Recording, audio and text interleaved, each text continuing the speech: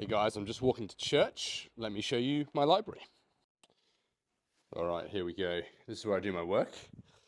You see at the back there, the Ante-Nicene and Post-Nicene Father collection, one of my favorite collections that I have.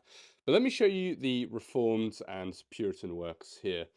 Obviously, these are not the kind of books that you read cover to cover, though of course you can do that. But they're really helpful dipping in to see what the Reformers and Puritans said. I mean, the works of Richard Sibbes are well worth having.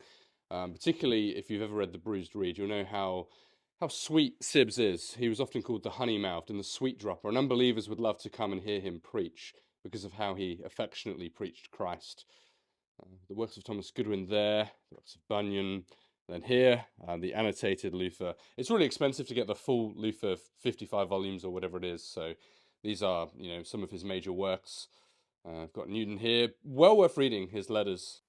Swinnock, obviously the Puritan paperbacks, and then down here I have my systematic theologies that come from loads of different traditions.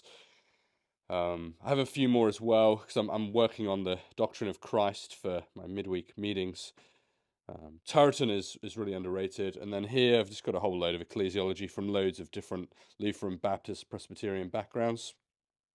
And then down here I've got some biblical theology.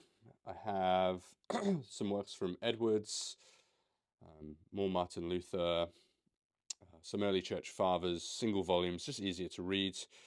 And then down here I have more theology, so on the doctrine of God here, going into the doctrine of Christ, the atonements, justification, union with Christ. And then we've got some on the history of the church as well.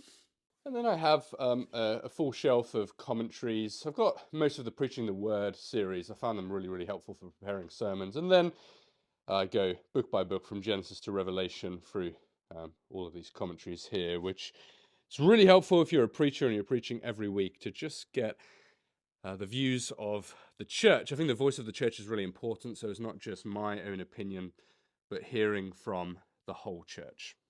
You get to see my Lord of the Rings and Middle-earth collection. I am a massive fan of the works of J.R.R. Tolkien. And here on the top shelf, you'll see my Holy Grail, first edition Lord of the Rings.